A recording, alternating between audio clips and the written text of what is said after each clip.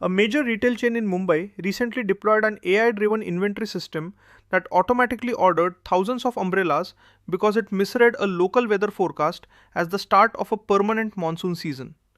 The company lost millions in storage cost and wasted capital simply because they hadn't mapped out the possibility of a data hallucination.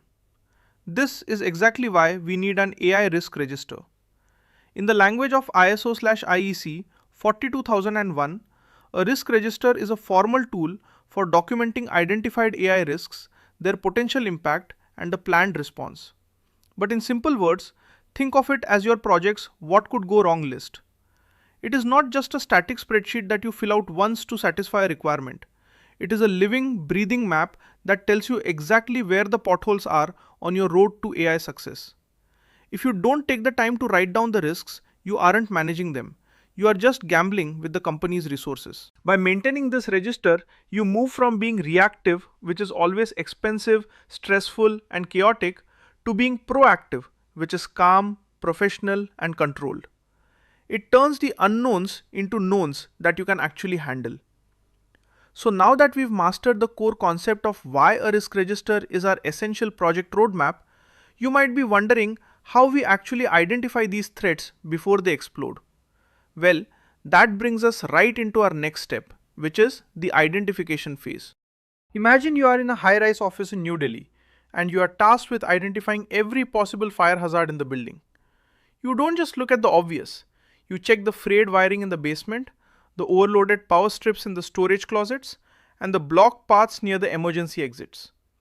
AI risk identification is exactly the same process. We need to look for common pitfalls like data bias, security vulnerabilities, or even the subtle risk of the AI becoming unreliable over time as the real-world environment changes. The standard requires us to be systematic, not just lucky. A great trick is to gather your entire team, the developers who understand the code, the legal experts who understand the regulations, and the business owners who understand the goals, and ask them, what keeps you up at night?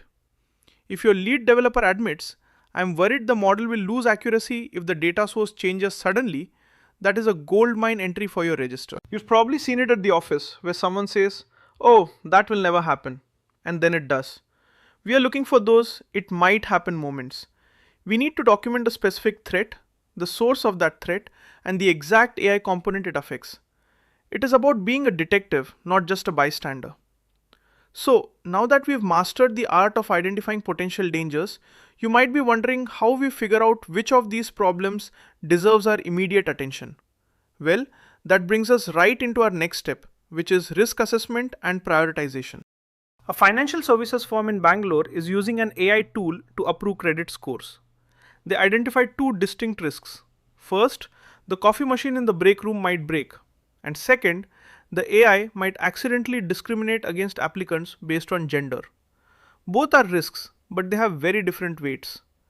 ISO 42001 tells us to assess risks based on two criteria: the likelihood of it happening and the severity of the impact if it does. This is your probability versus impact matrix. You can use a simple scale of 1 to 5. If the AI discriminates, the legal and reputational impact is massive, so that is a 5 on severity. Even if the likelihood of it happening is low, because the impact is so high, it shoots straight to the top of your priority list.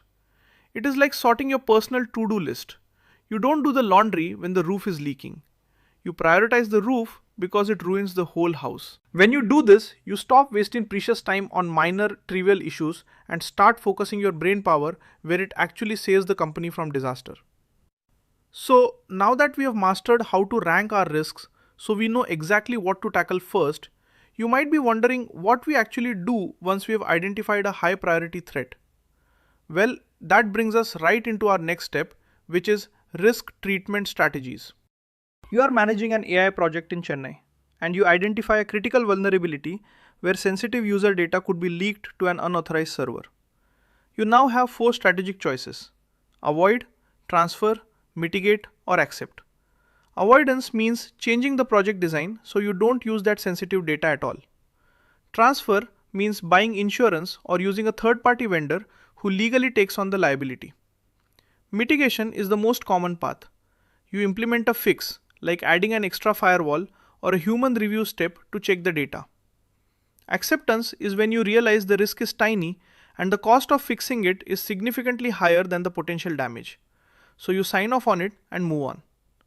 You've seen this at the office, where people get paralyzed because they think every single risk must be fixed to zero. That is not true.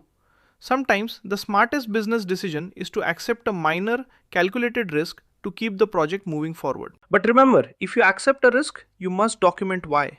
You need to justify your logic for the auditors. It is not about being perfect, it is about being rational, deliberate, and accountable. So, now that we've mastered the 4 strategic ways to handle any AI risk, you might be wondering how we make sure these plans actually work when put into action. Well, that brings us right into our next step, which is the risk treatment plan. A large logistics company in Pune decides to mitigate an AI routing error by introducing a quote human in the loop verification step.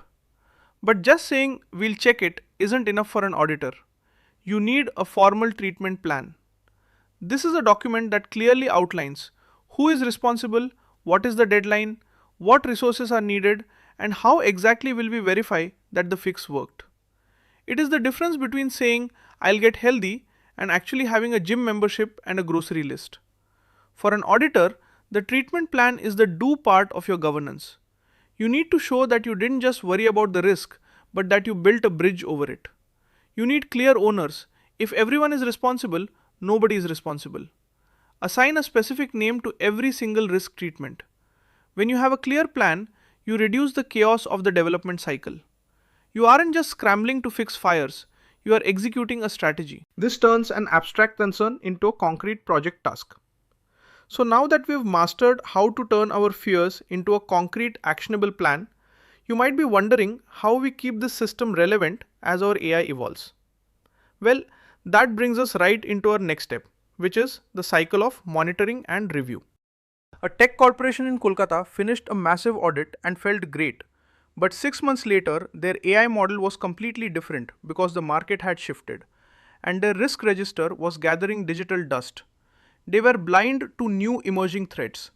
This is the death of AI governance. The standard demands that you review your risk register regularly, not just when something breaks, but as part of your standard organizational rhythm. Use your monthly team meetings to ask, are these risks still true? Have we found any new ones? Technology moves at lightning speed, and if your risk register is older than your current version of the code, you are flying blind. When you treat the register as a living document, it stops being a quote-unquote compliance burden and starts being your most powerful management tool. You are the guardian of the system. You've now moved from the theory of identification to the practical reality of living with risk, managing it, and keeping the company safe. You are ready to sit in that auditor's seat and show the world that your AI isn't just fast, it is responsible, secure, and ready for anything.